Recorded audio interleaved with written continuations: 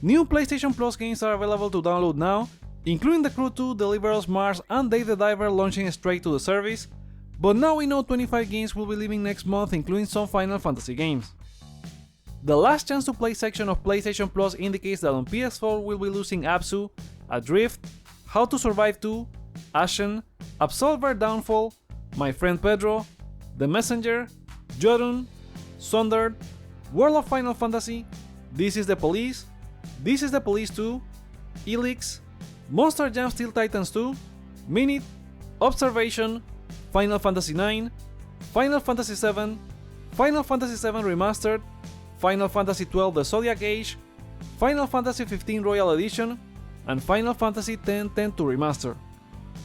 Then The Artful Escape, Last Stop, and I Am Dead will be leaving on both PS4 and PS5. The next catalog update for PS Plus will be May 21st, and all these games will be leaving one day earlier on May 20. So if you wanted to play any of them, this is your last chance to check them out, or wrap them up if you were already playing. Before the catalog update, we'll begin the monthly games announcement for May, but remember this is a 5-week month, so Sony will tell us that around May 1st instead of the last week of April. What do you think of the games leaving the catalog soon?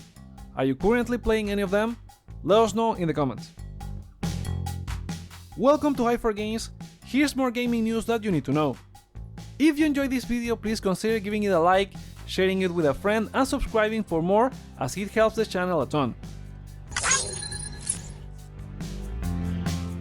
Stellar Blade comes out next week, and the action-adventure game has received some praise from Nier Automata director Yoko Taro, calling it much better than his game. It all happened in an IGN Japan interview with both Yoko Taro and Stellar Blade director Kim Hong-tae, where Taro explained he's been a fan of Kim's work since their previous Magna Carta series.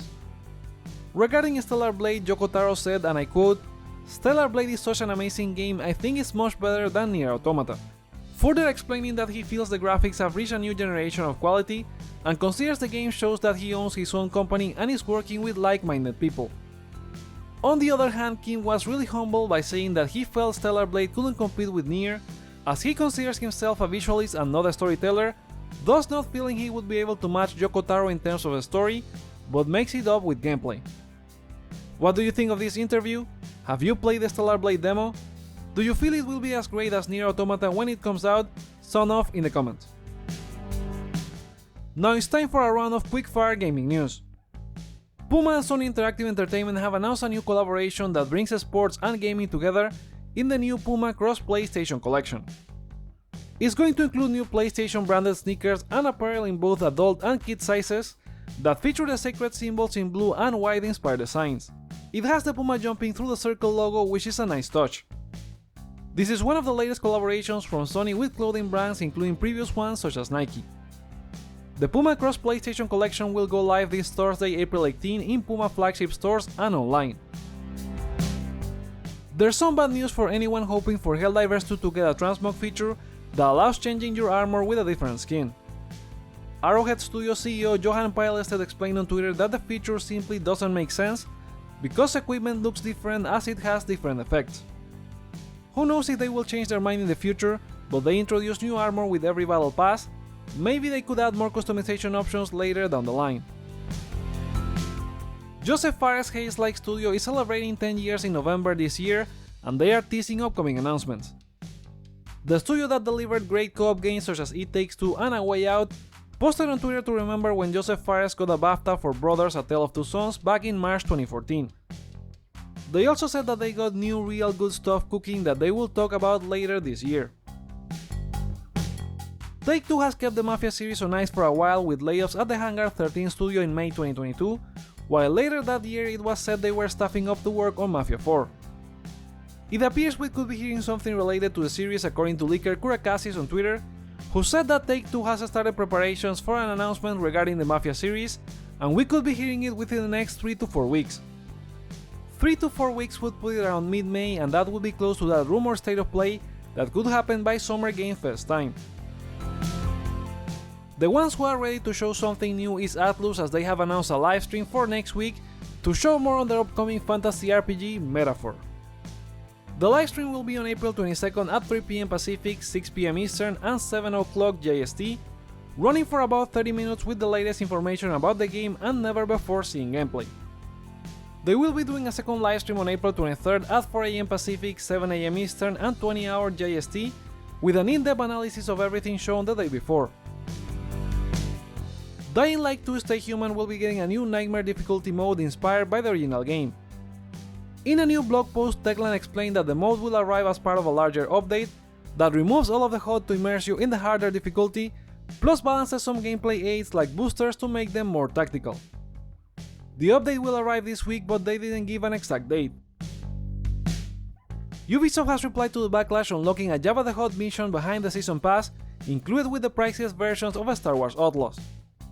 They sent a statement to Eurogamer where they indicated that Java the Hutt and the Hutt Cartel are one of the main syndicates in the game, and will be part of the experience for everyone, while the mission offered in the Season Pass is optional. I understand giving more content to those who buy the most expensive versions, but I feel locking content is not the way. If anything, they should have given early access to the mission.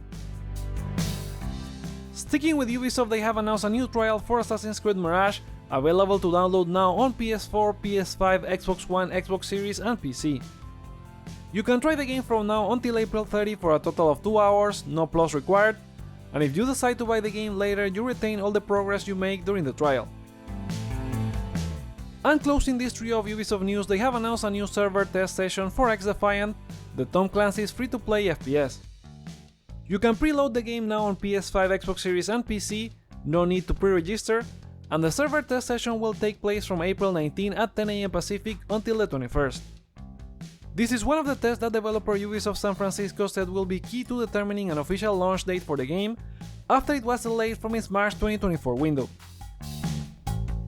Last week during the Triple Indie Initiative, it was announced that Vampire Survivors will be coming to PlayStation this summer.